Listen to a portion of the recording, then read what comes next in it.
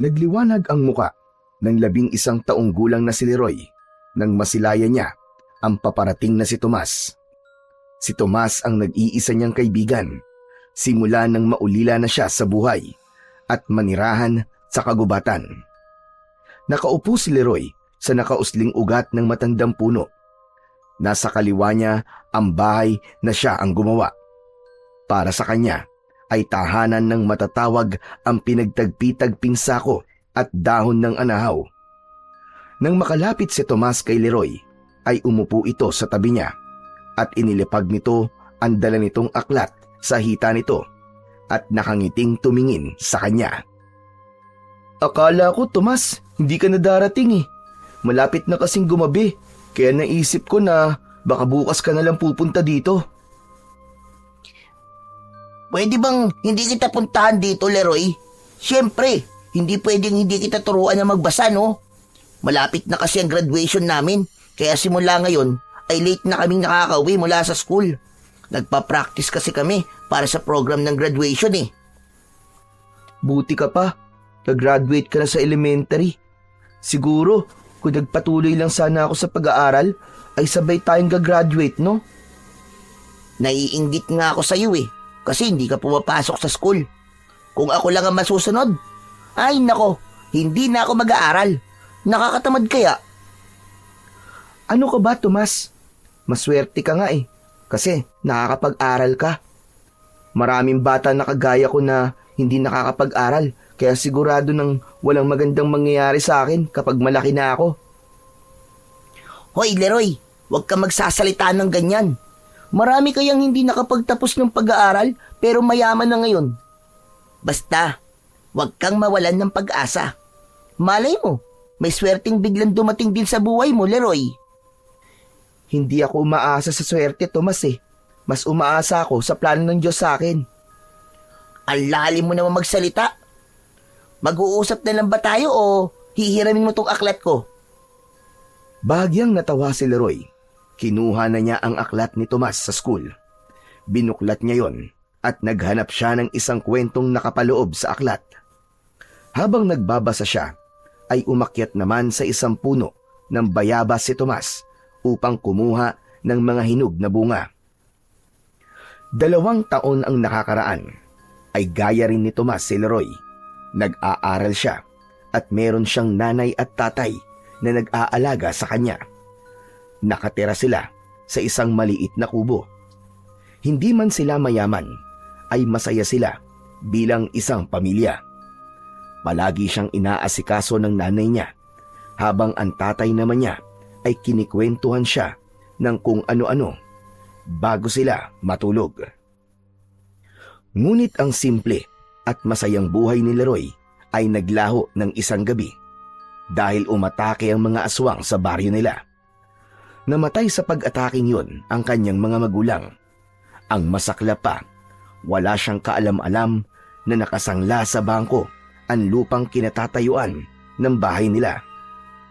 Nang kunin na yun ng bangko, ay para siyang pinagkaitan ng tadhana. Nawala na nga ang mga magulang niya sa murang edad, ay nawalan pa siya ng tirahan. Walang kilalang ibang kamag-anak si Leroy at wala siyang ibang mapupuntahan, kaya nagdesisyon siyang mamalimos at manirahan na lamang sa gubat. Sa gubat ay walang magpapaalis sa kanya. Yun nga lang, dahil wala siyang permanenteng tirahan, ay itinuring siyang palaboy ng mga tao sa baryo nila.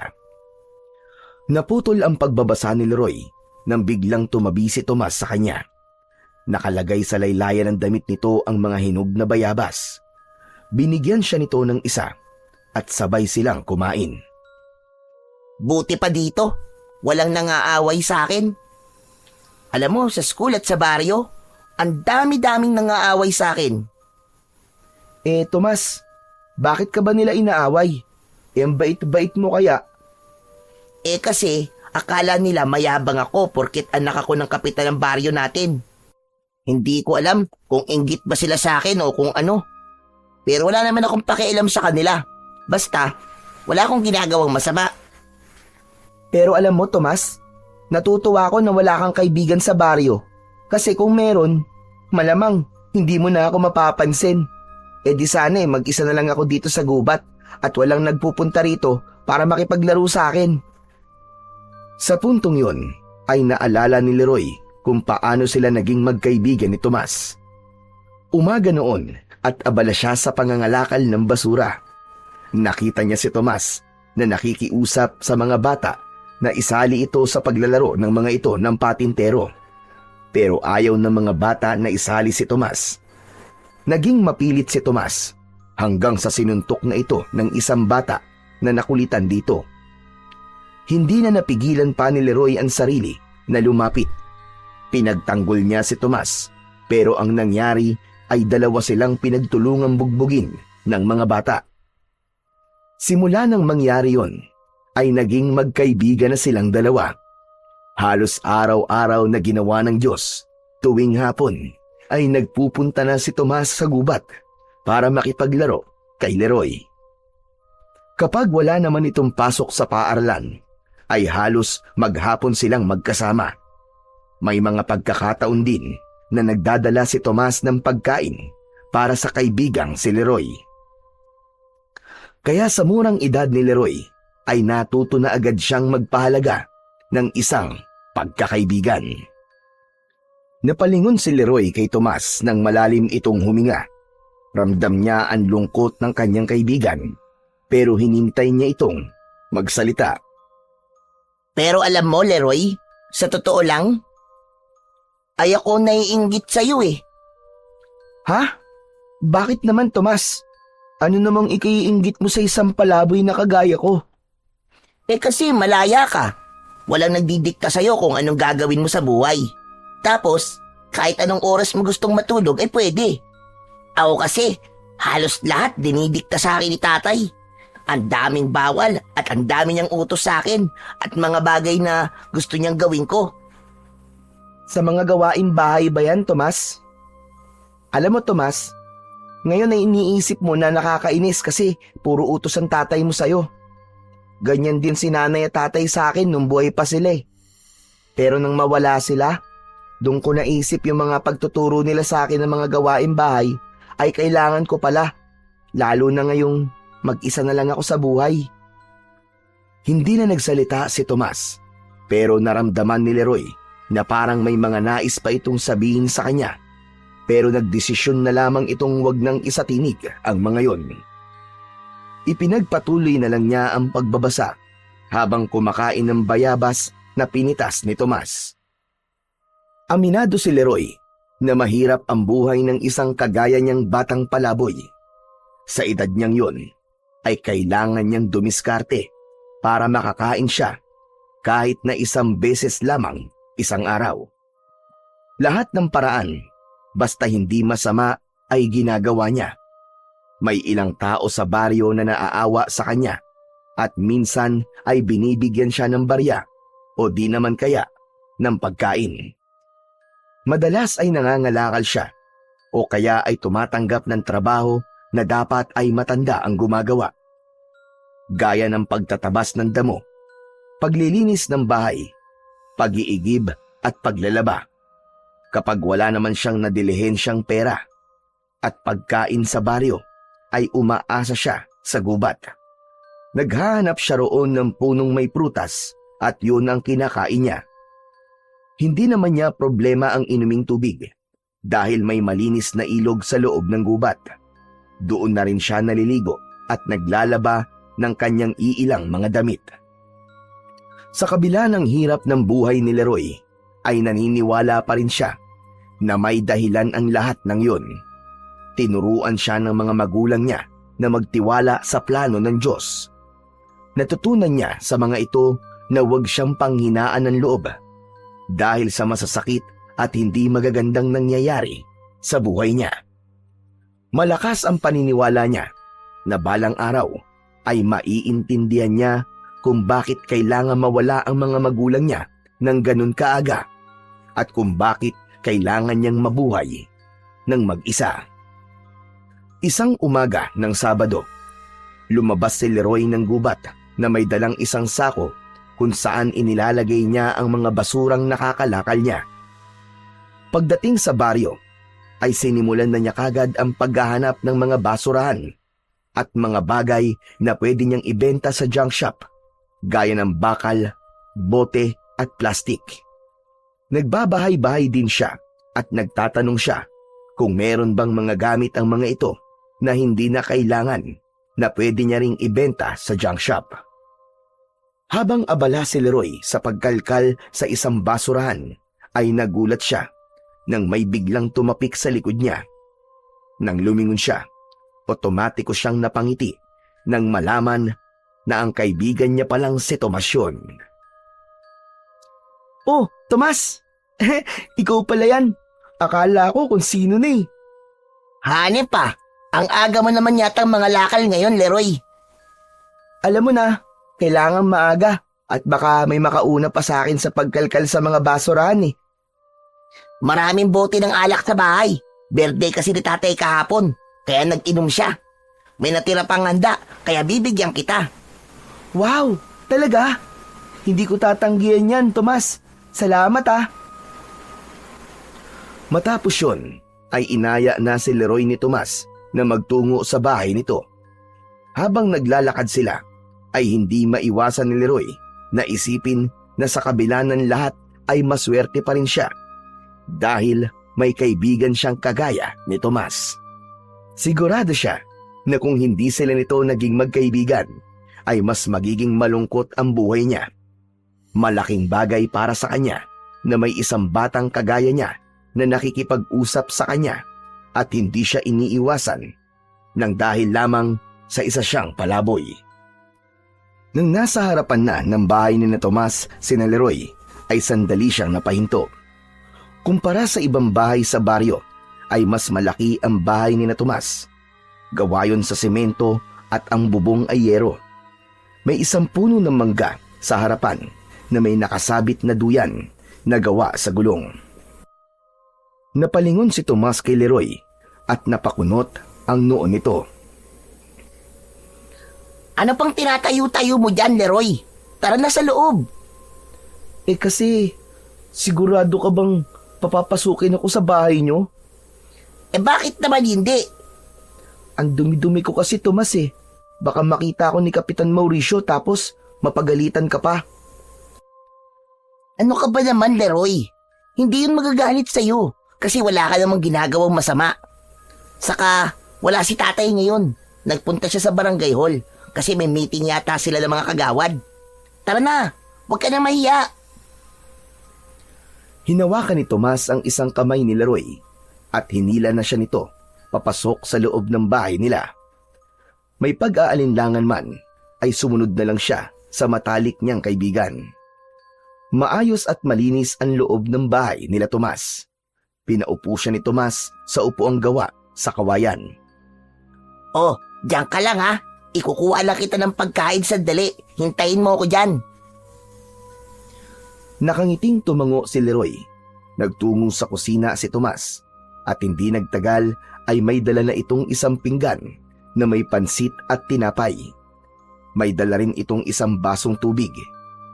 Inabot nito yon sa kanya at agad siyang nagsimulang kumain dahil ang totoo ay gutom na talaga siya dahil kagabi pa siya hindi kumakain. Oh, Leroy, bago ka umuwi, ipagbabalot pa kita para may pagkain ka rin mamaya. Salamat talaga, Tomas ha. Sobrang bait mo sa akin. Mabait ka rin naman sa akin eh. Habang kumakain, ay napansin ni Leroy ang isang litrato na nakasabit sa dingding. Sa litrato ay naroon ang isang babae na may kargang bata. Inginuso ni Leroy ang litrato kay Tomas. Tomas, pwede magtanong? Yun ba ang nanay mo? Magkamukha pala kayo. Oo. Ako nga yung baby na karga-karga niya. Pero Tomas, nasaan pala siya ngayon? Kasi si Kapitan Mauricio lang palagi ang nakikita ko. Ay, oo nga pala no. Hindi ko pa pala naikikwento sa'yo. Matagal lang patay si nanay. 5 taon pa lang yata ako nun eh. Nagkasakit siya tapos hindi na naagapan. Sorry at natanong ko pa. Parehas na pala tayong walang nanay, Tomas. Pero mas lamang pa rin ako sa'yo. Kasi wala na rin akong tatay. Natawa si Tomas sa biro na yon ni Leroy. Napansin kasi ni Leroy na biglang nalungkot ang kaibigan niya nang mapag-usapan nila ang nanay nito. Kaya naisipan niyang magbiro. Oo nga pala. Baka makalimutan ko pa. Yung mga bote ng alak, kukunin ko lang sa likod Nasaan nga pala yung sako mo? Para doon ko na lang ilalagay ng diretsyo. Nandun sa labas, Tomas. Pero ako nang kukuha. Nakakahiya naman sa'yo. Pinakain mo na nga ako tapos ikaw pa ang gagawa nun. Ano ka ba naman? Ayos lang yun. Kumain ka lang dyan. Tapos, kung gusto mo pa ay kumuha ka na lang dun sa kusina. Marami pang pansit dun. Sayang naman kung mapapanis lang. Lumabas na si Tomas ng bahay habang si Leroy ay naiwan sa sala na kumakain ng pansit at tinapay. Dahil sa gutom, ay mabilis niyang naubos ang mga yon. Medyo gutom pa siya, kaya hindi na siya nagdalawang isip na magtungo sa kusina upang kumuha pa uli ng pansit. Nakita niya ang malaking kawali na may laman na pansit na nakapatong sa lutuan. Sumandok siya ng pansit at habang ginagawa niya yon, ay nagulat siya nang may biglang nagsalita sa likuran niya. Nabitiwan ni Leroy ang pinggan at nabasag yon. Sino ka? Anong ginagawa mo rito sa loob ng pamamahay ko? Mabilis na humarap si Leroy. Nilukob siya ng takot nang makita niya si Kapitan Mauricio. Matangkad ito at medyo payat ang katawan. Makapal ang bigote nito at manipis na ang buhok. Sa takot ni Leroy ay hindi niya nagawang magsalita. Galit na lumapit si Kapitan Mauricio sa kanya at hinawakan nito ang braso niya ng mahigpit. Sandali lang. Parang namumukhaan kita. Hindi ba ikaw yung batang palaboy? Aba, pumapasok ka na pala ngayon sa bahay ng may bahay, ha? Gusto bang ikulong kita? Magpapaliwanag pa sana si Leroy nang biglang dumating si Tomas. Agad nitong hinawakan ang laylayan ng damit ng kapitan. Tay! Hindi po pumasok dito si Leroy nang hindi po nagpapaalam. Ako po nagpapasok sa kanya. Ano ka mo, Tomas? At bakit ka naman nagpapapasok ng palaboy dito sa bahay natin? Tignan mo nga, ang dumi-dumi niya, no? Isa pa, baka mamaya ay magnakaw yan dito. Hindi ka talaga nag-iisip, no, Tomas? Kung gusto mo siyang pakainin, sa labas mo siya bigyan ng pagkain. Hindi mo na siya kailangan dalhin dito sa loob ng bahay natin. Pero tay, kaibigan ko po si Leroy Wala naman pong masama kung papapasukin ko po siya dito sa bahay natin. Saka mabait po siya, tay. Hindi po siya magnanakaw. Nakikipagkaibigan ka sa isang palaboy? Pambihira ka naman, Tomas. Ang dami-daming bata dito sa baryo. Bakit hindi ka sa kanila makipagkaibigan? Napayuko si Tomas sa tanong na yon ng tatay nito. Naramdaman naman ni Leroy na hindi yun kayang sagutin ni Tomas, kaya nahinuha niyang hindi pa alam ni Kapitan Mauricio ang ginawa ng mga bata sa baryo sa anak nito. Kapitan, mawalang galang na po. Alam ko po ang dahilan kung bakit hindi po nakikipagkaibigan si Tomas sa mga bata po dito. Palagi po kasi siyang inaaway ng mga bata dito sa baryo. Kasi iniisip po nila na mayabang siya porket anak po siya ng kapitan. Tumahimik ang palaboy ka, ha? Hindi ikaw ang kinakausap ko. Tay, totoo po ang sinasabi niya. Lahat po ng bata dito inaaway po ko. At ayaw po nila akong isali kapag naglalaro po sila. Si Leroy po nagtanggol sa akin nung isang beses pong inaway po ako ng mga bata. Kaya po naging magkaibigan kaming dalawa. Sandaling natahimik si Kapitan Mauricio. Tila tinitimbang nito ang mga nalaman nito. Hindi nagtagal ay isang malalim na paghinga ang pinakawalan nito. Tumingin ito kay Leroy. Ikaw, umuwi ka na kung may bahay ka pa. Opo, pasensya na rin po kung nabasag ko po ang pinggan nyo. Tomas, alis na ako . Salamat ulit sa pansit at tinapay. Napapahiyang lumabas si Leroy sa bahay ni na Tomas. Kinuha niya ang sako sa labas na may lamang mga bote ng alak. Kinabahan siya para kay Tomas dahil baka pagalitan o paluin ito ng tatay niya. Pero naiintindihan niya kung bakit tutol si Kapitan Mauricio na maging magkaibigan sila ni Tomas. Wala naman sigurong magulang ang gugustuhin na isang pulubi o palaboy ang kalaro ng anak nito. Matapos mga lakal, ay nagtungo na si Leroy sa junk shop upang ipagbenta ang mga kalakal na nakuha niya sa araw na yon. Alam niya na malaki-laki ang kikitain niya dahil sa dami ng bote ng alak na ibinigay ni Tomas.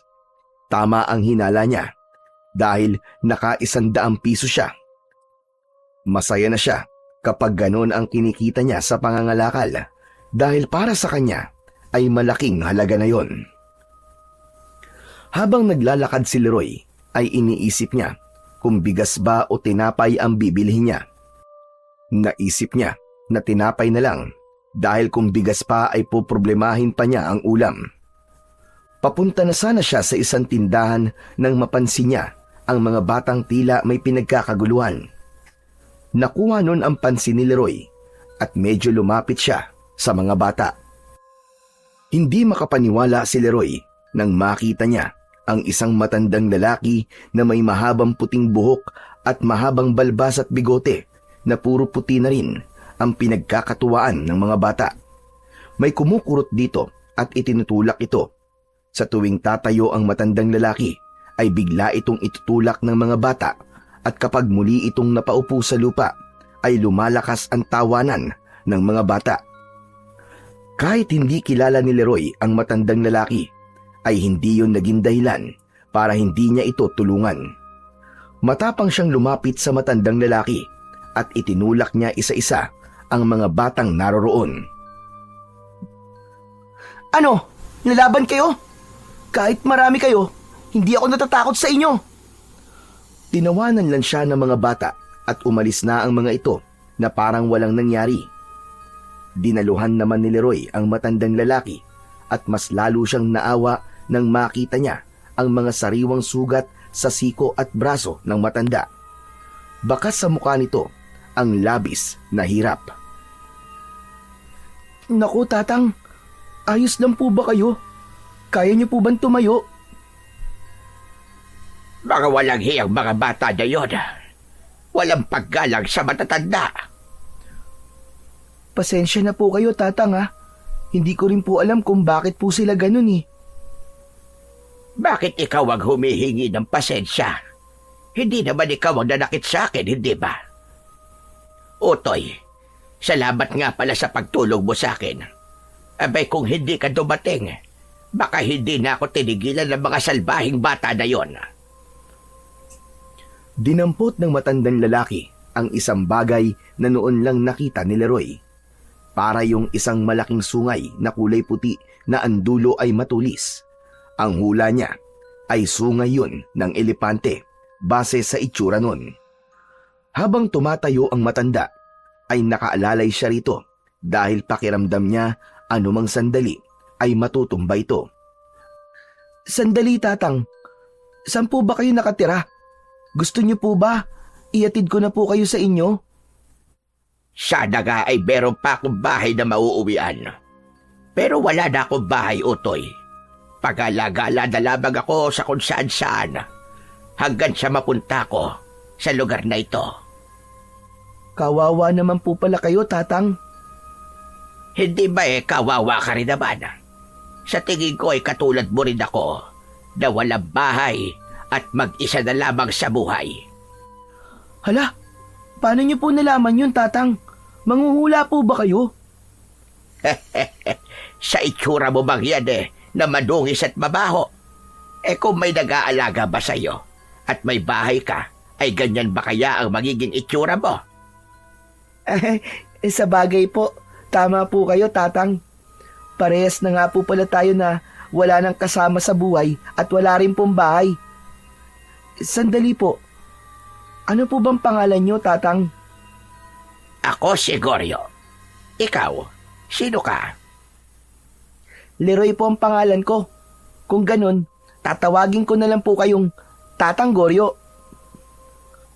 Matapos na makilala ni Leroy si Tatang Goryo, ay napansin niya ang bahagyang panginginig nito.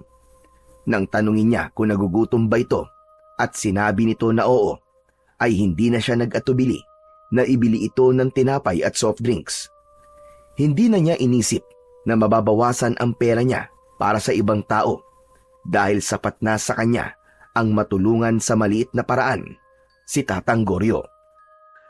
Simula nang tulungan ni Leroy si Tatang Goryo, ay naging madalas na ang kanyang hindi sinasadyang pagkikita nila. Kahit kapos si Leroy sa pagkain, ay hindi siya nagdadalawang isip na ibahagi kay Tatang Goryo ang kaunting pagkain na meron siya.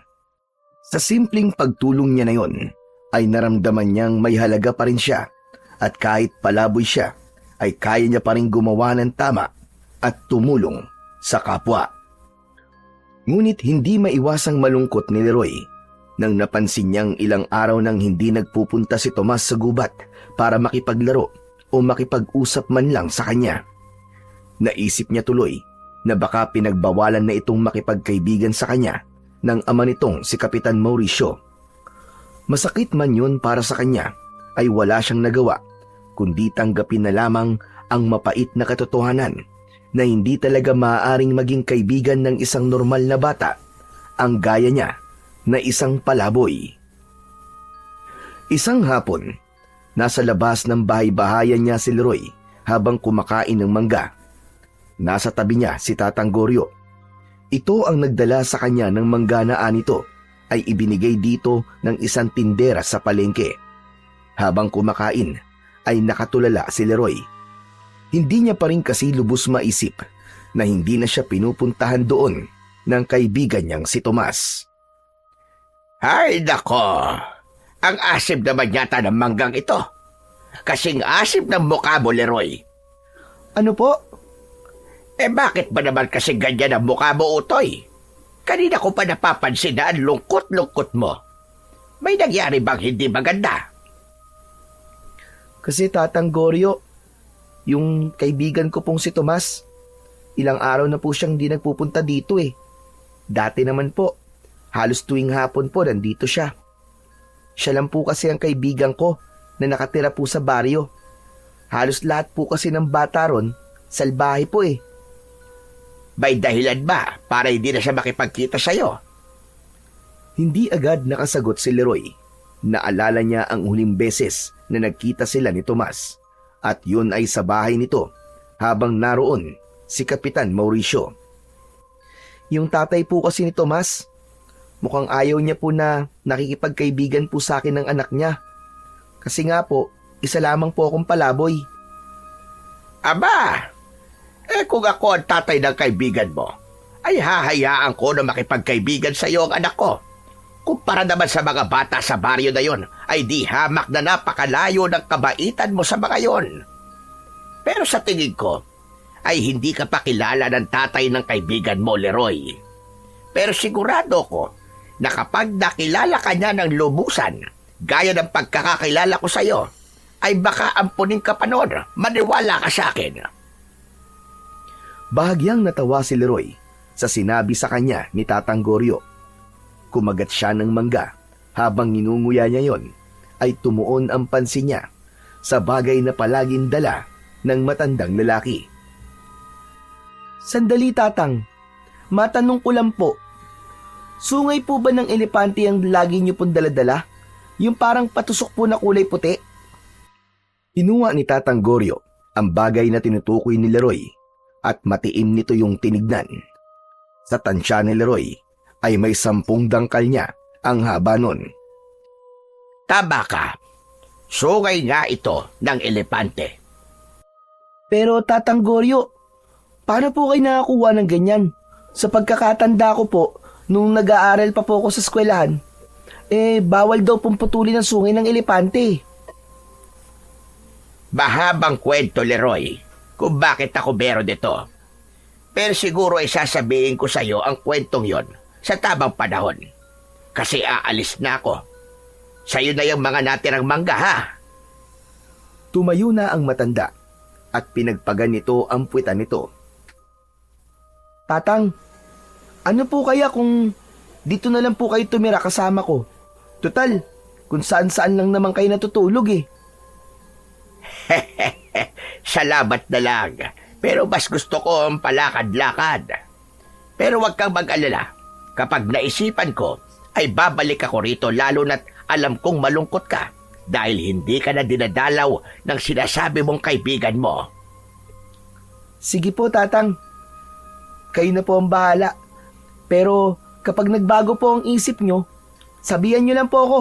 Welcome na welcome po kayo rito sa bahay-bahayan ko kahit anong oras. Maraming salamat sa iyo, Leroy. Talagang napakabuti mong bata. O siya, paano? Mauuna na ako. Mag-iingat ka palagi, Leroy. Matamis na ngumiti si Tatang Goryo bago ito tuluyang naglakad palayo sa kanya. Sinundan ito ng tingin ni Leroy at hindi niya alam kung bakit bigla siyang nagkaroon ng pagnanais na malaman ang kwento tungkol sa sungay ng elepante na palaging dala ni Tatang Goryo. Nang mawala na sa paningin niya ang matandang lalaki, ay bumalik siya sa pagkain ng mangga. Habang nakatanaw siya sa malayo, ay hindi niya naiwasang maalala si Tomas. Gustuhin man niya na puntahan ito sa bahay nito, ay natatakot naman siya na baka makita siya roon ni Kapitan Mauricio. Kaya alam niyang wala siyang magagawa, kundi ang umasa na isang araw ay bigla na lamang darating doon si Tomas para makipaglaro sa kanya. Isang hapon, nakatitig si Leroy sa niluluto niyang kanin sa maliit na kaldero. Ang kalan niya ay 3 bato na sa gitna ay may gatong na kahoy na sa gubat lang din niya nakuha. Halos 1 linggo simula nang huli silang magkita at magkausap ni Tomas at nang sandaling yun ay unti-unti niya nang tinatanggap na tapos na ang kanilang pagkakaibigan. Ngunit wala siyang galit o tampo kahit na konti kay Tomas. Ang inisip niya kasing dahilan ay pinagbabawalan na ito ni Kapitan Mauricio na makipagkita sa kanya. Makalipas ang ilang sandali, ay napatayo si Leroy nang may narinig siyang yabag na papalapit sa kinaroroonan niya. Paglingon niya ay nanlaki ang mga mata niya nang makita si Tomas na papalapit habang may malaking ngiti. Napansin niya kagad ang nakasuot na mga medalya sa leeg nito. Kinusot pa ni Leroy ang mga mata niya dahil baka namamalikmata lamang siya, pero si Tomas talaga ang nakikita niya. Tinapik pa siya nito sa balikat nang makalapit na ito sa kanya. Tomas! Ikaw nga, Tomas! Ang tagal mong hindi nagpakita! Pasensya ka na, Leroy, ha? Naging abala kasi ako sa graduation namin, eh. Halos gabi na ako umuwi mula sa practice. Tapos kanina naman ay ang mismong graduation namin. Ang akala ko kasi, pinagbawalan ka na ni Kapitan Mauricio na makipagkaibigan sa akin eh. Uy, hindi ah. Pero akala ko nga rin pagbabawalan niya ako eh. Ang sabi niya sa akin ay mukhang hindi ka naman daw masamang impluwensya sa akin. Kaya walang problema sa kanya kung maging magkaibigan man tayo. Ang totoo nga yan eh. Si tatay pa nagsabi na papuntahin kita ngayon doon sa may bahay. Kasi may handaan doon. 3rd honor kasi ako sa klase namin eh. Kaya naganda si tatay. Tignan mo, ang dami kong medal. Labis na natuwa si Leroy nang malaman niya ang dahilan kung bakit ilang araw na hindi nagpapakita sa kanya si Tomas. Masaya siya dahil hindi naman pala tutol si Kapitan Mauricio sa pagkakaibigan nila ng anak nito. Isa-isang tinignan ni Leroy ang mga medalya na nakasabit sa leeg ni Tomas. Wow! Congrats, Tomas, ha? Ang galing mo talaga. May best in English at math ka pa, ha? Tapos, most babe. Ikaw na talaga. Idol na kita, Tomas. Mamaya mo na nga ako bulayin. Sumama ka na sa akin para makakain ka na ng mga handa ko. Ay, oo nga pala. Pero, nagsasaing na kasi ako eh. Paano kaya to? Bukas mo nalang kainin yan. Hindi naman siguro yan mapapanis eh. Malamig naman dito sa gubat eh. Saka, mag-uwi ka na rin ng maraming pagkain. Para may ulam ka kapag kinain mo na yung kanin. O sige, sige. Tara na. Medyo gutom na nga rin ako eh. Inakbayan siya ni Tomas at magkasabay na silang naglakad palabas ng gubat. Pagdating nila Leroy sa bahay ni na Tomas ay medyo nahiya siyang pumasok dahil medyo maraming bisita roon. May ilang guro at kaklase ni Tomas. Meron ding mga kaibigan ni Kapitan Mauricio, pero hindi siya iniwanan ni Tomas at sinamahan pa siya nito sa pagkuha ng pagkain. Sinamantala niya ang pagkakataon at lahat ng handa ay kumuha siya. Naupo siya sa isang sulok ng sala at doon siya kumain habang may panulak siya na malamig na orange juice. Si Tomas naman ay sandaling umalis dahil pinabili ito ng alak ni Kapitan Mauricio. Nagulat si Leroy at muntik pa siyang mabulunan nang makita siya ni Kapitan Mauricio na nakatayo sa harapan niya. Pero hindi na ito gaya nung una silang nagkita na galit. Nang sandaling yon ay nakangiti na ito sa kanya. Leroy, kapag naubos mo na yan ha, kumuha ka na lang doon sa kusina. Marami pang pagkain doon. Huwag kang mahihiya ha. Ha? Sige po, Kapitan. Maraming salamat po. Ang sasarap po ng handa nyo. Salamat at nagustuhan mo. Ako ang nagluto ng lahat ng yan. Umupo si Kapitan Mauricio sa tabi ni Leroy at nailang siya ng kaunti. Leroy, pasensya ka na nga pala sa mga nasabi ko sa'yo nung unang beses na nakita tayo dito sa bahay. Nagulat kasi ako na merong ibang tao dito sa bahay at akala ko talaga pumasok ka dito nang hindi nagpapaalam. Sinabi rin sa akin ni Tomas na ikaw lang ang kaibigan niya. Inamin na rin niya sa akin na totoong inaaway siya ng mga bata rito sa baryo. Salamat kasi nakikipagkaibigan ka sa anak ko. Naku, wala po yun, Kapitan. Saka, mabait naman po si Tomas eh. Kung tutuusin nga po, ay ako pa po maswerte kahit palaboy po ko, ay nakikipagkaibigan po siya sa akin. Saka kung wala kang pagkain, Leroy, pumunta ka lamang dito at bibigyan ka namin. Naku, maraming salamat po, Kapitan. Napakalaking bagay po niyan para sa akin. Matipid na ngumiti si Kapitan Mauricio. Nang dumating na si Tomas, ay umalis na ito sa tabi niya at kinuha ang mga alak na binili ni Tomas. Si Tomas naman ang umupo sa tabi ni Leroy. Leroy, anong sabi ni tatay sa'yo? Nagpasalamat siya sa akin na nakikipagkaibigan daw ako sa'yo. Saka nagsorry rin siya kasi napagalitan niya ako nun. Sabi ko naman sa'yo ipinaliwanag ko na kasi sa kanya na wala akong natututunang masamang bagay sa'yo. Saka isinumbong ko na rin yung mga nangaaway na mga bata sa akin dito sa baryo. Mabuti naman. Sana maaksyonan niyo ni Kapitan kasi mali na inaaway ka nila nang dahil sa napakababaw na dahilan. Sus, wala na akong pakialam. Kahit hindi na sila kausapin ni tatay. Wala naman akong balak na makipagkaibigan sa iba Ay teka, diyan ka lang kukuha rin ako ng pagkain ko para masabayan kita. Tumango si Leroy at nagtungo na si Tomas sa kusina. Habang hinihintay niya si Tomas na bumalik, ay hindi niya napigilang mapangiti. Napakasaya niya ng mga sandaling yun, sapagkat simula nang maging palaboy siya, ay yun ang unang beses na nakaramdam siya ng ganung pagtanggap, maliban sa pagtanggap na ginawa sa kanya ni Tomas. Kaya naman, nangako si Leroy sa sarili na gagawin niya ang lahat para maipakita kay Kapitan Mauricio na hindi nagkamali si Tomas sa pagpili sa kanya na maging kaibigan nito. Simula noon ay naging maganda na ang pakikitungo ni Kapitan Mauricio kay Leroy. Minsan, kapag nagkakasalubong sila sa daan, ay binibigyan siya nito ng pera o hindi naman kaya ay pagkain kapag meron itong dala. Hindi na rin ito nagagalit kapag naglalaro sila ni Tomas sa bahay nito. Sa unang pagkakataon, naramdaman ni Leroy na tinanggap na siya ng isang taong may kapangyarihan sa baryo.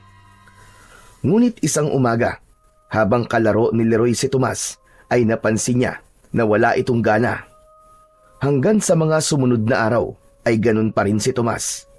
Madalas itong nakatulala o hindi kaya ay parang wala sa sarili. Naisa na itong kausapin ni Leroy tungkol doon, pero naisip niya na baka pagod lang ito o kaya naman ay sadyang wala lang sa mood.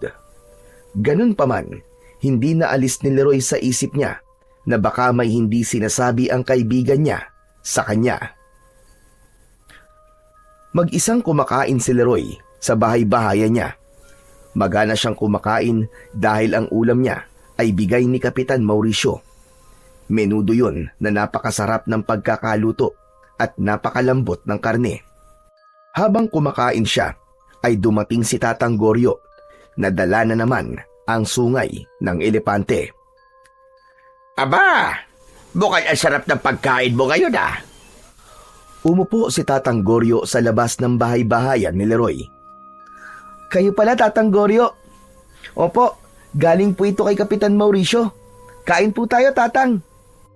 Sige lang, kumain ka lang dyan. Kakatapos ko lang, Utoy.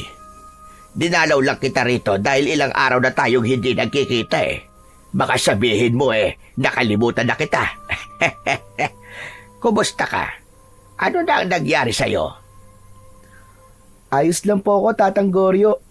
Masaya po ako kasi nagkikita na po ulit kami ni Tomas at payag na po ang tatay niya na maging magkaibigan po kami. Aba, mabuti naman kung ganon. Pero bakit parang may bumabagabag yata sa'yo? Biglang natigilan si Leroy. Ang totoo ay hindi niya iniisip ng mga sandaling yun kung bakit tila wala palagi sa sarili ang kaibigan niyang si Tomas.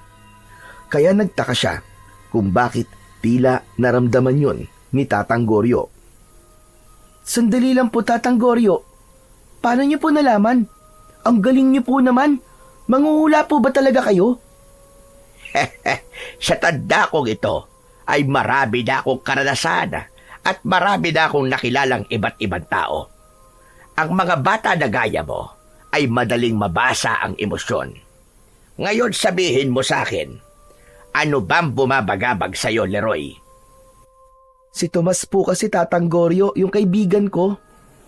Napapansin ko po kasi na parang palagi po siyang wala sa sarili nitong mga nakaraang araw.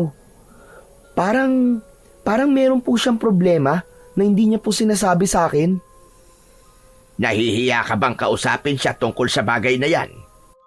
Ganun na nga po, Tatang Goryo. Tama po kayo. Hayaan mo lang muna siya. Sabi mo nga ay magkaibigan kayo, hindi ba? Siguro kapag handa na siya, ay siya na mismo ang kusang magsasabi sa'yo kung ano ba talaga ang kanyang problema. Kahit paano ay gumaan ang pakiramdam ni Leroy sa sinabing yun ni Tatang Goryo. Napagtanto niya na kung meron nga talagang problema si Tomas, ay ito mismo ang magsasabi sa kanya dahil siya lang ang nag-iisa nitong kaibigan. Pagsapit ng gabi, ay inayos na ni Leroy ang higaan niya. Lahat ng gamit na meron siya ay mula pa sa dati nilang bahay. Inilatag niya sa loob ng bahay-bahayan niya ang banig. Inilagay niya ang unan. Humiga na siya at ibinalot na niya ang sarili sa kumot. Patagilid siyang humiga at saka siya pumikit.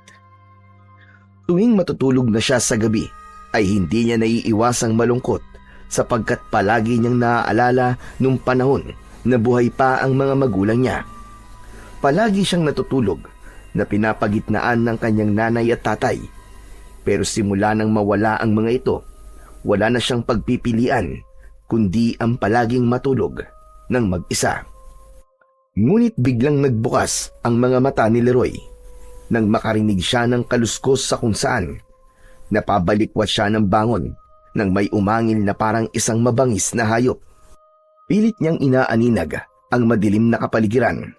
Sa tagal niya sa gubat na yon, ay noon lang siya nakarinig ng ganong uri ng pag-angil. Sinong nandyan? May tao ba dyan? Sinong nandyan? Nagulat siya nang isang nakakatakot na nilalang ang dahan-dahang lumitaw mula sa mas madilim na parte ng gubat. Payat ang katawan nito na nababalutan ng makapal na balahibo. Mahaba ang mga kuko ng nilalang at may matutulis na mga pangil. Ang mga mata nito ay pulang-pula at tila gutom na gutom ito habang nakatingin sa kanya. Doon napagtanto ni Leroy na isang aswang ang naturang nilalang. Ngunit sa halip na matakot, ay galit ang naramdaman ni Leroy pagkakita sa aswang. Bumalik sa alaala niya ang pagpatay ng mga aswang sa kanyang mga magulang. Walang pag-aalinlangan na dinampot niya ang kutsilyong palagi niyang itinatago sa ilalim ng kanyang unan at sumugod siya sa aswang. Ngunit mabilis ang aswang at naiwasan nito ang pag-unday niya ng saksak dito.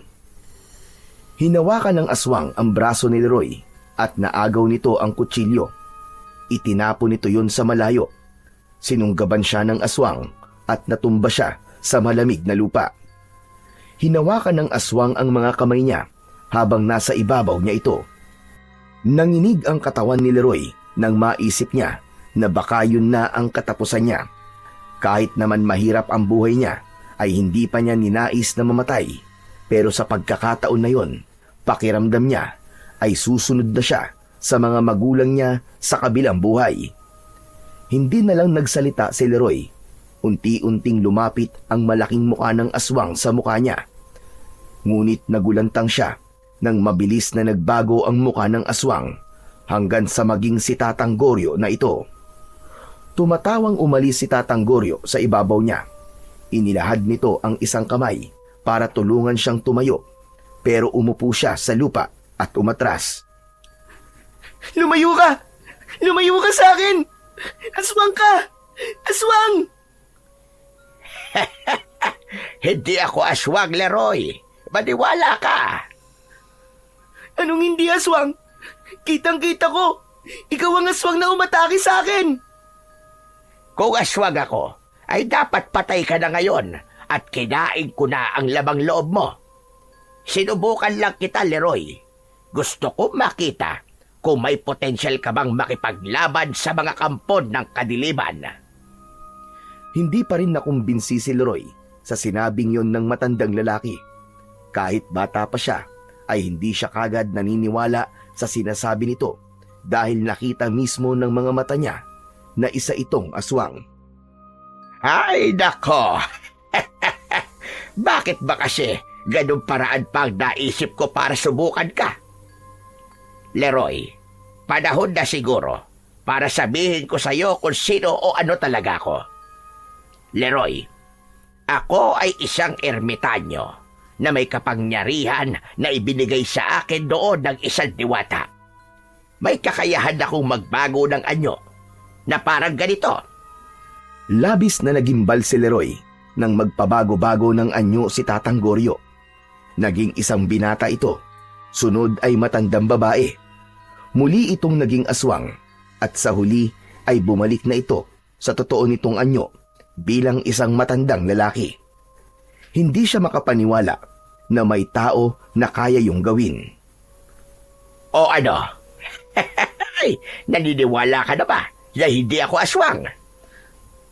Medyo naniniwala na po. Pero bakit niyo po ako inatake? Akala ko po ipapatayin niyo na po ako eh.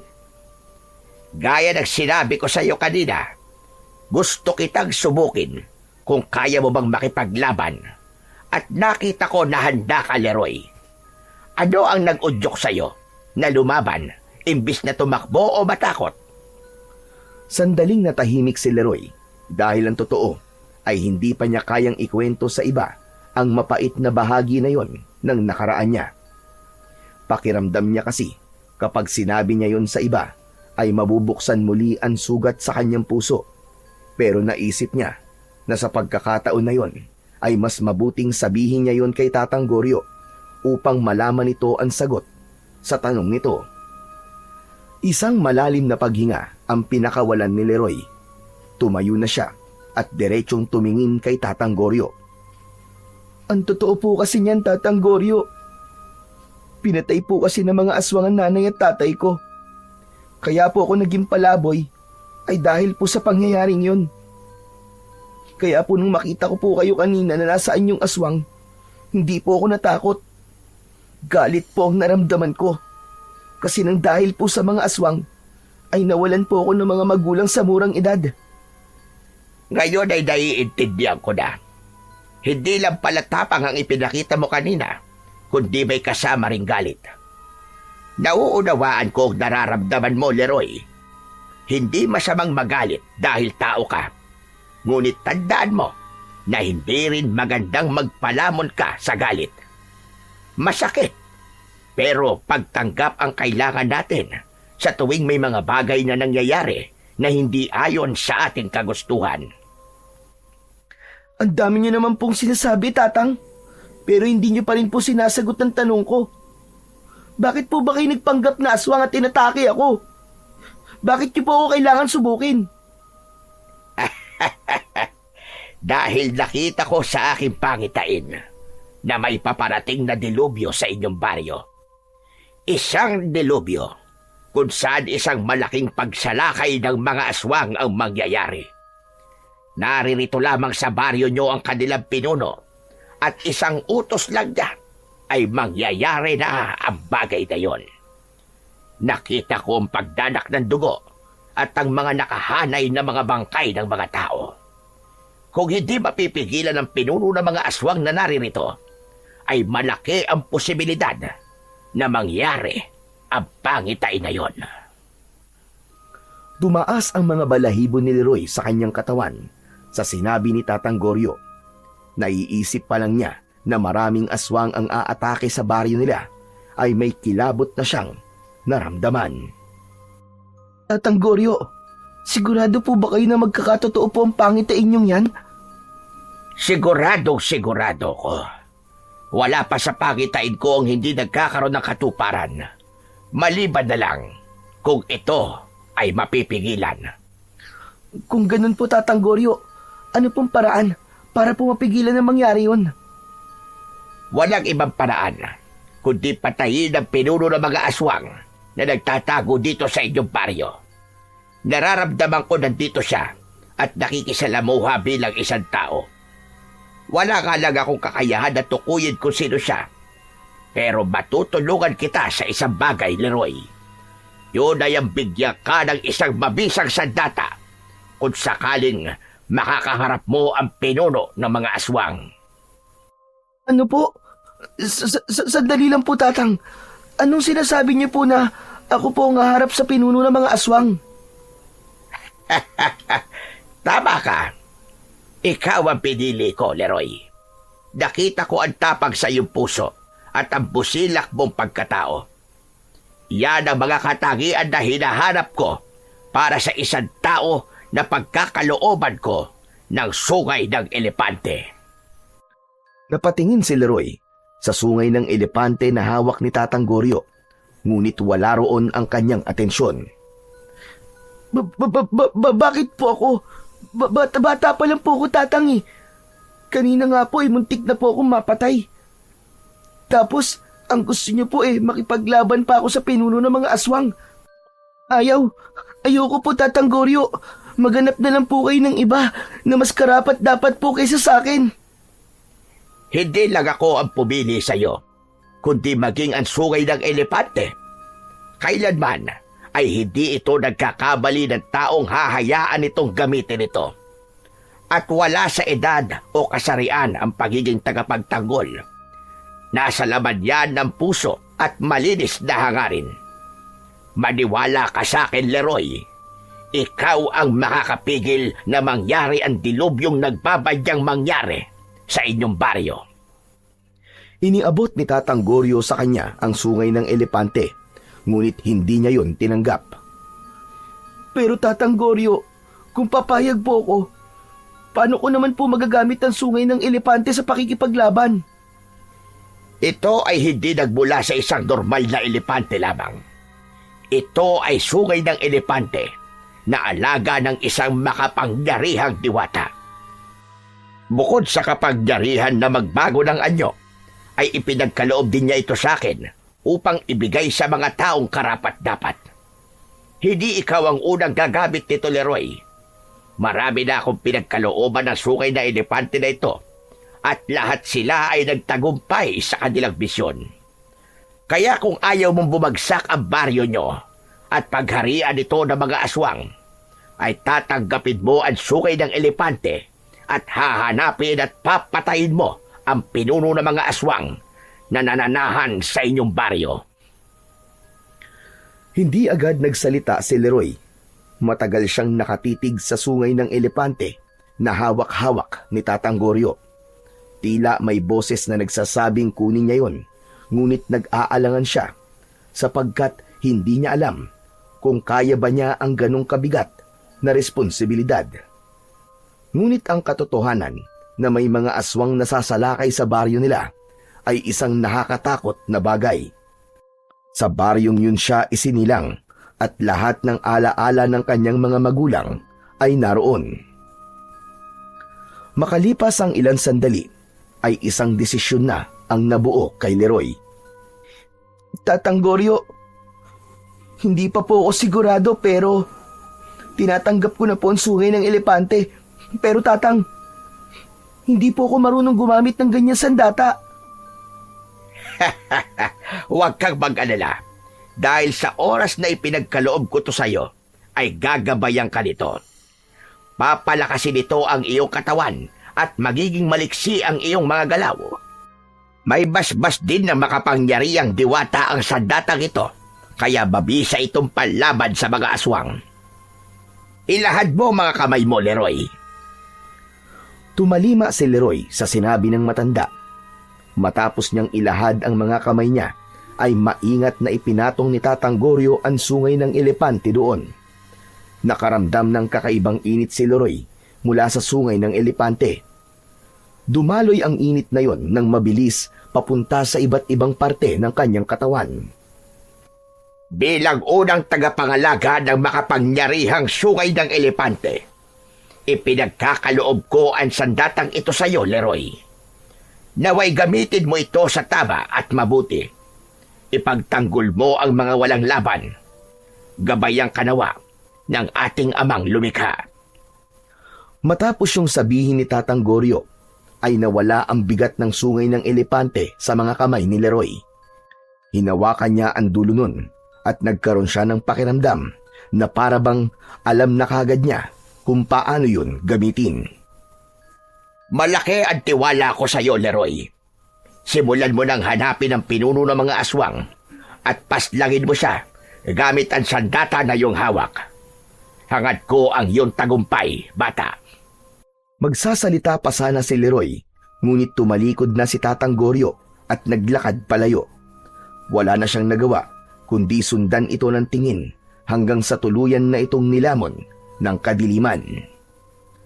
Simula ng ipagkaloob ni Tatang Goryo kay Leroy ang mahiwagang sungay ng elepante, ay hindi na muling nagpakita ang matanda sa kanya.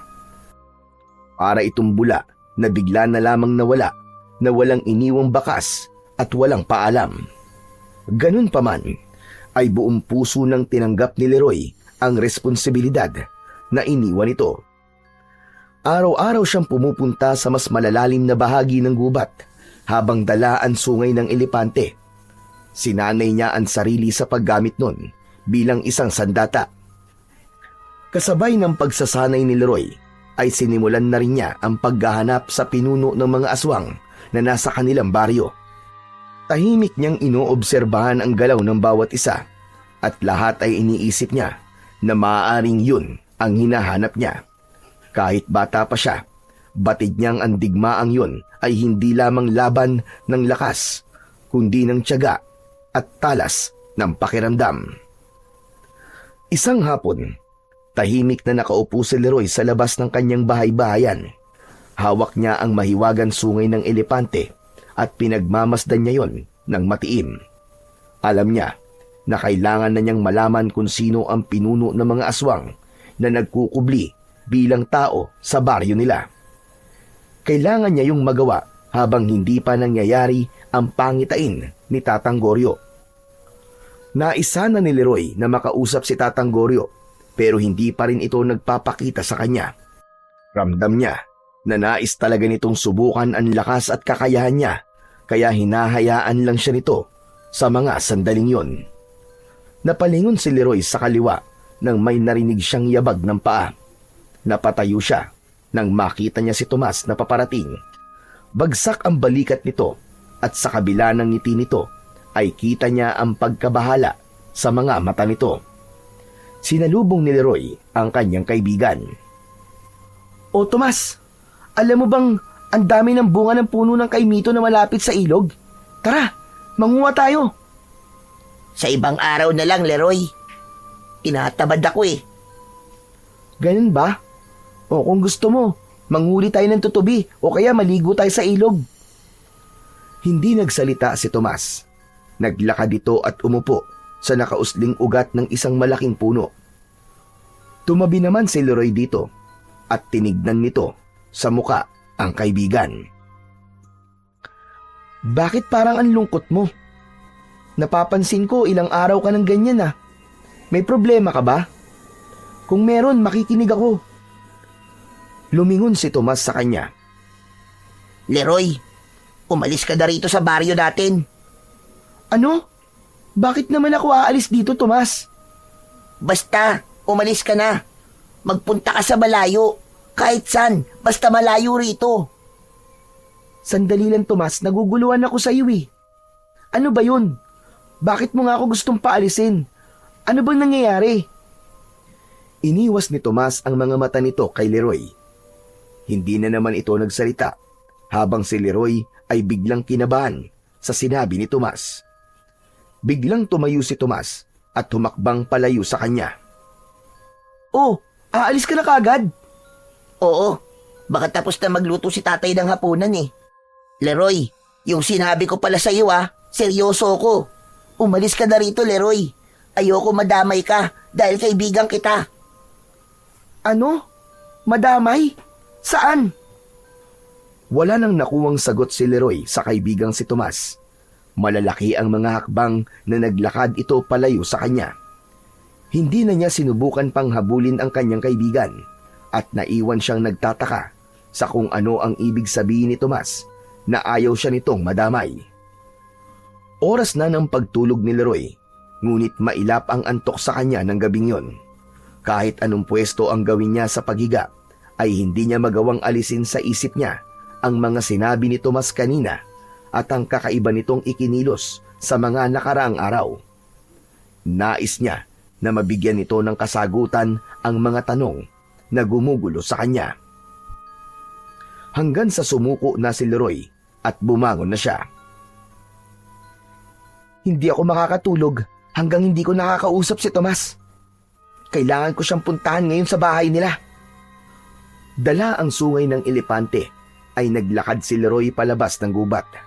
Nagtungo siya sa baryo at ng oras na yon ay sarado na ang karamihan ng mga bahay na nadadaanan niya. Makalipas ang ilang minuto ay nasa harapan na siya ng bahay ni na Tomas. Napansin niya mula sa nakabukas na bintana na bukas pa ang ilaw sa loob, kaya naisip niya nagising pa si Tomas o kaya ay si Kapitan Mauricio. Maraang naglakad si Leroy palapit sa mismong bahay ni na Tomas. Akmang kakatok na sana siya sa pinto nang matigilan siya dahil narinig niya ang boses ni Kapitan Mauricio at Tomas na nag-uusap sa loob ng bahay. Hindi niya alam pero tila may bumubulong sa kanya na pakinggan ang pinag-uusapan ng dalawa. Nagtungo si Leroy sa tabi ng nakabukas na bintana. Yumuko siya upang hindi siya makita ng mga taong nasa loob at doon ay mas malinaw niyang narinig ang usapan ni na Tomas at Kapitan Mauricio. Kailangan niyo po ba talagang gawin to, Tay? Hindi po ba? Mahal na mahal po kayo ng mga tao rito. Dahil simula nang kayo ang naging kapitan dito, ay naging maayos na po ang baryo natin. Ginawa ko yon para makuha ko ang loob nila, Tomas. At huwag mo na akong pipigilan pa sa gagawin ko.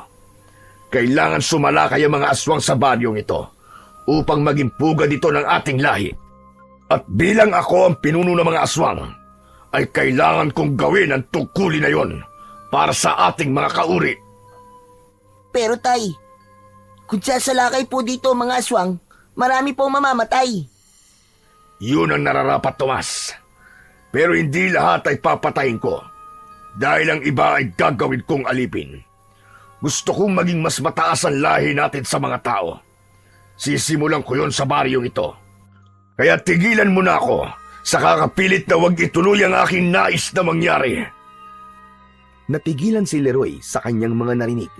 Pakiramdam niya ay binuhusan siya ng malamig na tubig nang malaman niya mismo sa bibig ni Kapitan Mauricio na ito ang pinuno ng mga aswang na tinutukoy ni Tatang Goryo.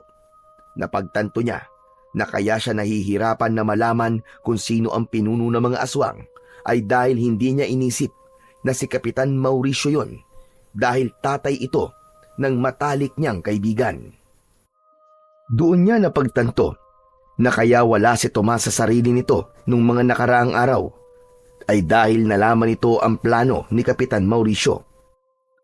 Kaya siya nito nais umalis ay dahil nais siya nitong iligtas. Base sa narinig niya ay tutol si Tomas sa plano ng kanyang ama. Sa pagsapit ng kabilugan ng buwan, ay mangyayari na ang pagsalakay ng mga aswang, Tomas. Nais kong manood ka sa gagawin ko at ng ating mga kauri. Kailangan mong makita kung paano kami pumatay ng mga tao.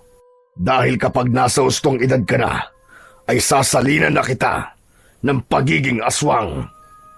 Ayoko, tay. Ayoko maging aswang. At huwag mo sabihin na kauri mo ko dahil hindi mo ako kadugo. Akala niyo ba hindi ko alam na hindi mo naman talaga ako totoong anak? Anak ako ng nanay ko sa ibang lalaki. At kanino mo naman narinig ang kasinungalingang yan? Sa nanay ko po bago po siya namatay. Sinabi niya sa akin ang lahat. Gusto niyang umalis ako sa poder mo. Pero bata pa ako noon. At hindi ko pa kayang mabuhay ng mag-isa. Kaya hindi ako papayag na isalin mo sa akin ang pagiging aswang mo dahil hindi mo ako anak. Nang sandaling yon, ay hindi na nakatiis na sumilip ni Leroy sa bintana. Nanlaki ang mga mata niya nang biglang sinampal ni Kapitan Mauricio si Tomas. Sa lakas ng sampal ay natumba si Tomas at pumutok ang labi. Wala kang utang na loob. Magpasalamat ka at pinalaki kita at binuhay kita kahit anak ka ng nanay mo sa pagkakasala. Kaya bilang kabayaran sa pagtataksil ng ina mo, ay wala kang magagawa kundi tanggapin na darating ang panahon na magiging kagaya rin kita. Mabilis na yumuko si Leroy nang mapansin niyang mapapatingin si Kapitan Mauricio sa bintana. Napapitlag siya nang biglang sumarado ng malakas ang bintana. Hindi na rin siya nagtagal doon dahil baka mahuli pa siya ng kapitan.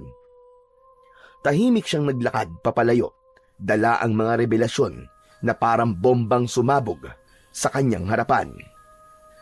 Nang makarating si Leroy sa bahay-bahayan niya sa gubat, ay pabalik-balik siyang naglalakad sa iisang direksyon. Hindi siya mapakali. Hanggang sa sandaling yon, ay pilit pa rin pinoproseso ng utak niya ang lahat ng kanyang natuklasan. Si Kapitan Mauricio ang pinuno ng mga aswang at hindi niya tunay na anak si Tomas. Kung ganun, kailangan kong iligtas si Tomas kay Kapitan. Kung ayaw ni Tomas na maging aswang, ay mas lalo kong dapat na mapatay si Kapitan. Dahil doon ay mas lalong tumibay ang determinasyon ni Leroy.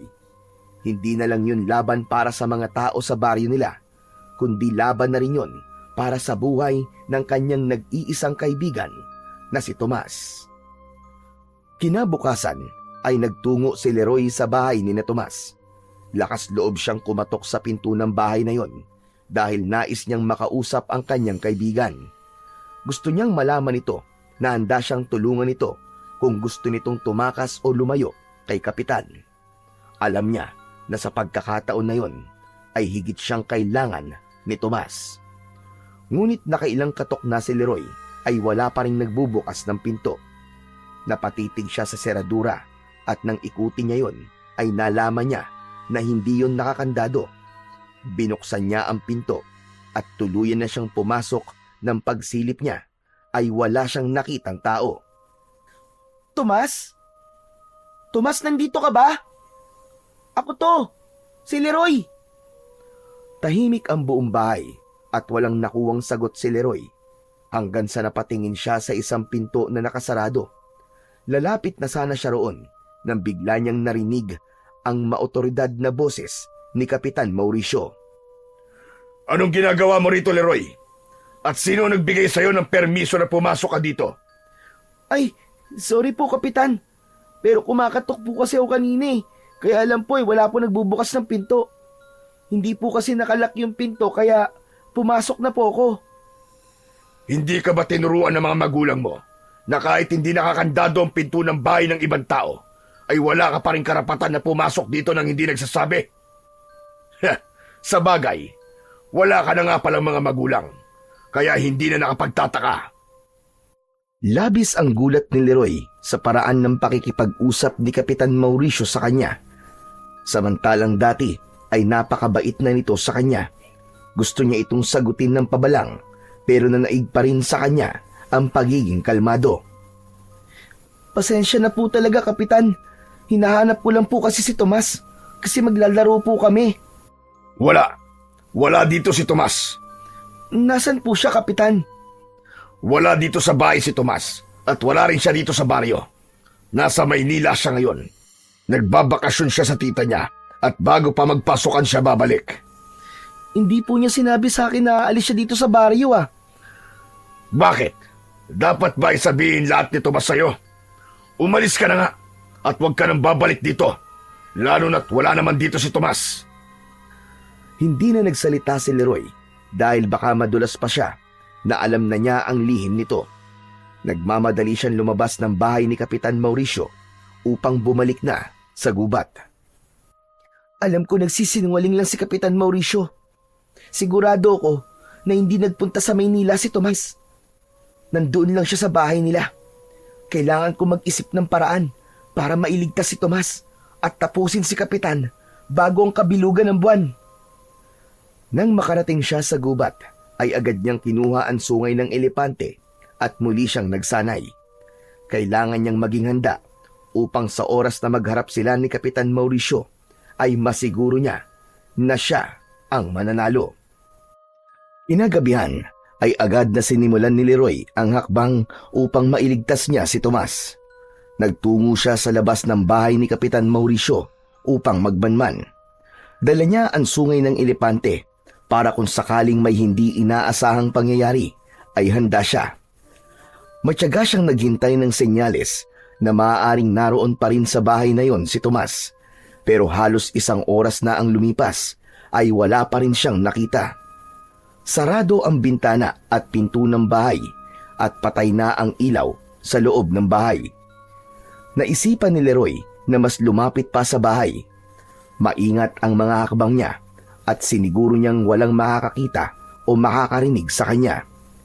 Lumapit siya sa pinto. Idinikit niya roon ang tenga niya at umasa siyang may maririnig siyang kahit na ano. Laking gulat ni Leroy nang biglang bumukas ang pinto at bumungad sa harapan niya si Kapitan Mauricio. Nanlilisik ang mga mata nito. Anong ginagawa mo rito ng ganitong oras? Hindi ba sabi ko sa'yo ay huwag ka nang babalik dito? Sa gulat ni Leroy ay tila umurong ang dila niya. Nag-isip siya ng palusot na papaniwalaan ni Kapitan Mauricio. Hindi nito maaaring malaman na nandoon siya para magmanman at alamin kung nasa bahay pa rin ba si Tomas. Ano batang palaboy? Bakit hindi ka makapagsalita? Ano po kasi, nagugutom po ako. Kagabi pa po ang huling kain ko eh. Wala po kasi akong nakalakal kanina, kaya wala po akong pambili ng pagkain. Nandito po ako para sana humingi po ng makakain. Matiim siyang tinignan ni Kapitan Mauricio. Kulang na lang ay kumawala ang puso ni Leroy sa kanyang dibdib sa labis na kaba. Panay ang dasal niya na sana ay wag magduda ang kapitan sa kanya dahil kapag nalaman nito ang totoong dahilan kung bakit siya naroon, ay siguradong mapapahamak siya. Halika, pumasok ka at kumain sa kusina. Talaga po? Maraming salamat po, Kapitan. Ang bait niyo po talaga. Hindi na nagsalita si Kapitan Mauricio. Tumalikod na ito at naglakad patungo sa kusina. Pumasok na si Leroy sa bahay at pasimple niyang iginala ang paningin sa paligid. Mabilis niya yung ginawa dahil baka mapansin siya ng kapitan. Pagdating niya sa kusina ay umupo na siya. Binigyan siya ni Kapitan Mauricio ng kanin at pritong tilapia. Pagkatapos mong kumain ay umalis ka na. At ang gusto ko, ito na ang huling beses na pupunta ka rito. Tapos na ang pagtulong namin sa iyo ni Tomas. Masyado ka nang umaabuso at ultimo 10 oras ng gabi ay nagpupunta ka rito para makikain. Nako, sorry po talaga, Kapitan Mauricio. Hindi po kasi ako makatulog dahil po sa gutom eh. Pero, kailan po ba ang balik ni Tomas? Nakakamiss po kasi siya. Wala na po kasi ako makalaro eh. Babalik siya rito bago magsimula ang klase. Sige na, bilisan mo na ang pagkain dyan at hugasan mo yung pinagkainan mo pagkatapos. Nakangiting tumango si Leroy at sinimulan niya ng kumain, habang si Kapitan Mauricio naman ay pumasok sa isang kwarto. 2 ang kwarto ron at alam niya na ang isang pinto ay ang silid ng kanyang kaibigan. Habang kumakain ay nakatitig sa pintong yun si Leroy at tila nais niyang tumayo at pasukin ang naturang silid. Yun nga lang ay pinapangunahan siya ng takot na mahuli siya ni Kapitan Mauricio. Iba na rin ang pakiramdam ni Leroy habang nasa loob siya ng bahay ni Kapitan Mauricio at hindi na yun kagaya ng dati na kampante siya. Simula nang malaman niya na ang kapitan ang pinuno ng mga aswang na hinahanap niya, pakiramdam niya anumang sandali ay may hindi magandang mangyayari. Kaya kasabay ng pagmamatsyag niya ay alerto siya at nakapatong sa hita niya ang sungay ng elepante. Bumalik si Leroy sa gubat na bigong malaman kung nasa bahay pa ni Kapitan Mauricio si Tomas. Hindi niya maiwasang isipin na baka nasa panganib ito o may nangyayari na ritong hindi maganda. Kaya nang makarating siya sa kanyang bahay-bahayan ay agad siyang nagdasal na bigyan ng Diyos ng proteksyon si Tomas. Matapos magdasal ay naupo lang siya sa nakausling ugat habang nakatingin sa kawalan. Hanggang sa sandaling yun ay hindi pa rin siya makapaniwala na isang napakabigat na responsibilidad ang nakaatang sa kanyang balikat. Bakit kasi hindi pa nagpapakita si Tatang Goryo sa akin hanggang ngayon? Kung kailan kailangan ko siya, saka naman siya biglang nawala. Parang pinagtitripan niya ako ah. Tatang Goryo, nasan ka na ba? Matapos yung sabihin ni Leroy ay nagulat siya at napatayo nang makita si Tatang Goryo na lumabas mula sa dilim. Maaliwalas ang ngiti nito habang naglalakad palapit sa kanya. Tatang Goryo, mabuti naman at nagpakita ka na sa wakas. Ano nangyari sa inyo? Bakit po simula nang ipinagkaloob niyo po sa akin ang sungay ng elepante ay hindi na po kayo nagpakita sa akin? Hindi mo naman ako tinatawag eh. Kaya hindi ako nagpapakita sa'yo. Akala ko kaya mo na. O tignan mo ngayon, isang tawag mo lang sa akin ay nandito na ako. Dapat po sinabi niyo kagad sa akin yan. Mag-isa lang tuloy akong nagsanay sa paggamit ng sungay ng elepante. Pambihira naman kayo oh. Pero kahit mag-isa ka, ay nakita ko naman na kaya-kaya mo. Matalino ka, Leroy. Palagi ako nakabasid sa'yo. Kaya alam ko ang lahat. At alam ko na natuklasan mo na rin kung sino ang pinuno ng mga aswang. Isang malalim na paghinga ang pinakawalan ni Leroy ng mga sandaling yon. Hindi ko alam, Tatang. Pero kahit may mahiwagang sandata na ako, ay parang pakiramdam ko, hindi pa rin ako mananalo kay Kapitan Mauricio. Natatakot pa rin po akong harapin siya.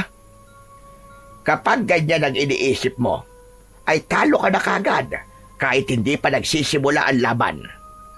Ang sandata na gaya ng sungay ng elepante ay isa lang kasangkapan, pero ang tunay na magpapanalo sa'yo ay ang sarili mong kakayahan at ang tapang sa iyong puso. Pero siya po ang leader ng mga aswang eh. Paniguradong mas malakas siya kumpara sa ibang aswang. At ako, isa lang po akong palaboy na walang alam sa pakikipaglaban. Kaya nga po hanggang ngayon eh, hindi pa rin po ako makapaniwala sa sinabi niyo na ako ang karapat dapat na maging tagapagtanggol ng baryong to. Leroy, alam kong bata ka pa, Pero kailangan mong maintindihan na ikaw dapat ang kauna-unahang maniniwala sa sarili mo. Kailangan mong subukan ng isang bagay bago mo malaman kung kaya mo ba to o hindi. Maniwala ka. Mananalo ka sa laban na ito kung magtitiwala ka lang sa sarili mo. Tumango si Leroy. Kahit paano ay nakatulong sa kanya ang mga sinabi ni Tatang Goryo. Napayuko siya at pinag-isipan niya ang susunod niyang gagawin. Sa pag-angat ng mukha niya ay wala na si Tatang Goryo sa kanyang harapan. Kinabukasan ng umaga, pagkagising ni Leroy ay may kakaibang tapang siyang naramdaman sa kanyang dibdib. Pakiramdam niya ay dahil yon sa mga sinabi ni Tatang Goryo nang magkausap sila nung nakaraang gabi. Agad niyang kinuha ang sungay ng elepante at kahit hindi pa kumakain ay nagsanay na siya sa paggamit nun. Isang puno ang inisip niya na kunwaring aswang. Inatake niya yon gamit ang sungay ng elepante. Hinampas niya yon gamit ang mas matabang dulo ng sungay, habang ang matulis na dulo naman ay bilang panaksak. Humihingal si Leroy makalipas ang halos 1 oras ng pagsasanay. Mas buo na ang loob niya ng oras na yon at sinabi niya sa sarili niya na kailangan niya nang gawin ang dapat ay dati pa niyang ginawa. Kung hindi kagad siya kikilos, ay mangyayari ang pangitain ni Tatang Goryo at kapag nangyari yon, ay baka mas mahirapan siyang ipagtanggol ang mga tao sa baryo dahil mas marami na siyang kakalabaning mga aswang. Matapos magsanay ng konting oras, ay nagtungo muli si Leroy sa bahay ni Kapitan Mauricio. Nagmatsyag siya sa hindi kalayuan.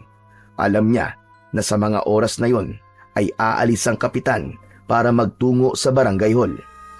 Hindi nga nagtagal ay lumabas na si Kapitan Mauricio mula sa bahay at naglakad palayo. Wala nang sinayang na sandali si Leroy. Nang makita niya na malayo na ang kapitan, ay lumapit siya sa bahay nito. Umikot siya sa paligid ng bahay at hinanap niya ang bintana na sa kwarto ni Tomas. Kinatok niya ang bintana ng 3 beses. Tomas? Tomas, nandiyan ka ba? Tomas! Wala siyang nakuwang sagot. Kung nandiyan ka sa loob, ay gumawa ka ng ingay. Katukin mo ng 3 beses tong bintana. Naghintay ng ilang segundo si Leroy. Malakas ang kabog ng dibdib niya habang naghihintay ng pagkatok mula sa loob. Ngunit wala pa rin siyang narinig. Siguro nga'y wala talaga dito si Tomas. Tumalikod na si Leroy, pero nakakaisang hakbang pa lamang siya nang may kumatok ng 3 beses mula sa loob ng bahay ni Kapitan Mauricio. Bumangon ang pag-asa sa puso niya at bumalik siya sa tabi ng bintana. Tomas! Tomas, ikaw ba yan? 3 katok ang sumagot sa kanya. Kailangan mo ba ng tulong, Tomas? Muli ay nakarinig si Leroy ng 3 magkakasunod na pagkatok. Huwag ka mag-alala. Ililigtas kita. Bahagyang lumayo si Leroy sa bintana. Maigpit niyang hinawakan ang sungay ng elepante gamit ang 2 niyang kamay. Itinapat niya ang matulis na dulo nun sa bintana at ubod lakas niya yung isinaksak doon. Agad na nabutas ang bintana. Sunod na ginawa niya ay paulit-ulit niyang hinampas ang mas matabang dulo ng sungay sa bintana. Sa lakas ng pagkakahampas niya ay 3 beses niya lang yun hinampas. Nasira na kagad ang bintana. Pagsilip ni Leroy sa loob ay hindi siya makapaniwala sa kalagayan ni Tomas doon. Nakatali ang mga kamay nito at maging ang mga paa. May piring ang mga mata nito at may busal sa bibig. Kaya pala hindi ito makapagsalita ay dahil doon. Pumasok siya mula sa sinira niyang bintana at una niyang inalis ang piring at busal sa bibig ni Tomas. Iyak nang iyak si Tomas nang makita nito si Leroy. Tulungan mo ako, Leroy. Ayoko na dito.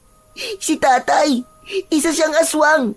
At plano niyang utusan na sumalakay dito sa baryo ang mga alagad niyang aswang. Tulungan mo ako, Leroy.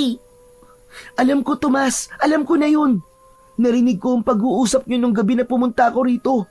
Kasi kakausapin sana kita para tanungin kung bakit gusto mong umalis ako dito sa baryo. Alam ko na rin na hindi ka niya anak. Pero saka na tayo mag-usap. Kailangan makaalis na tayo dito bago pa bumalik si Kapitan Mauricio. Mabilis na kinalag ni Leroy ang pagkakatali ng mga kamay at paa ni Tomas. Inilalayan niya itong makatayo at makalabas mula sa bintana. Nasilaw si Tomas nang sumalubong dito ang liwanag sa labas. Napagtanto ni Leroy na matagal itong nakapiring dahil hindi ito sanay sa liwanag. Magkahawak ng kamay na patakbong lumayo sina Leroy at Tomas sa bahay ni Kapitan Mauricio. Pagdating nila sa bahay-bahayan ni Leroy sa gubat ay pinainom muna niya ng tubig si Tomas.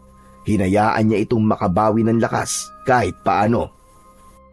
Ano ba nangyari at itinali ka ni Kapitan Mauricio? Tutol kasi ako sa gusto niyang mangyari, Leroy. Tinakot ko siya. Nasasabihin ko sa mga tao ang sikreto niya, kaya itinali niya ako at ikinulong sa bahay. Ayoko na dito, Leroy. Kapag nakuha ulit ako ni tatay, ay baka tuluyan niya na akong gawing aswang. Umalis na tayo dito. Magpunta tayo sa malayong lugar. Kapag umatake ang mga aswang, ay baka mamatay tayo sa dami nila. Hindi, Tomas. Hindi ako maaaring umalis. May tungkulin ako na kailangan gampanan sa baryo natin. Ikinalulungkot ko, pero kailangan kong harapin at patayin ng tatay mo para hindi na matuloy ang pagsalakay ng mga aswang dito sa baryo. Wala na akong pakialam kung anong gagawin mo sa kanya. Dahil alam kong hindi niya ako itinuring na anak. Tsaka hindi naman niya talaga ako anak eh. Inalagaan niya lang ako para sa pansarili niyang interes. Pero Leroy, paano mo lalabanan ng isang pinuno ng mga aswang? Hindi sa minamaliit kita, pero baka mamatay ka lang. Wala kang dapat na ipag-alala, Tomas. Dahil may ibinigay na sandata sa akin ng isang ermitanyo, si Tatang Goryo. Ano? Sino naman si Tatang Goryo? Siya yung matandang lalaki na tinulungan ko noon. May kapangyarihan siya. At sabi niya sa akin, ay ako daw ang pipigil sa pagsalakay ng mga aswang dito sa baryo natin. Kinuha ni Leroy ang sungay ng elepante at ipinakita niya yon sa kaibigan niyang si Tomas. Ipinaalam niya rito ang pinagmulan ng makapangyarihang sandata na yon at kung paano niya yon magagamit sa pakikipaglaban sa mga aswang. Pero Leroy, sigurado ka bang kaya mong talunin si tatay? Kailangan kong subukan, Tomas. Pero ikaw, sigurado ka ba na ayos lang sa'yo na patayin ko siya? Oo, sigurado na ako, Leroy. Kung hindi siya mawawala, ay mas maraming tao ang mamamatay. Sa kagaya ng sinabi ko kanina, ginamit lang naman niya ako para magpatuloy ang lahi niya. Ayoko na magpagamit sa kanya, Leroy. Kaya kung kaya mo siyang tapusin mo na siya. Patayin mo siya. Marahang tumango si Leroy at tinapik niya sa balikat ang kaibigan niyang si Tomas, na hanggang sa sandaling yon ay bakas pa rin ang labis na takot sa muka. Pagsapit ng gabi ay nakaupo si Leroy sa nakausling ugat, habang si Tomas naman ay pinatago niya dahil may hinala sila na pupunta si Kapitan Mauricio roon para hanapin si Tomas. Hawak niya ang sungay ng elepante ng mga sandaling yon, at kung kailanganin niya yung gamitin sa tunay na laban, ay alam niyang handa na siya.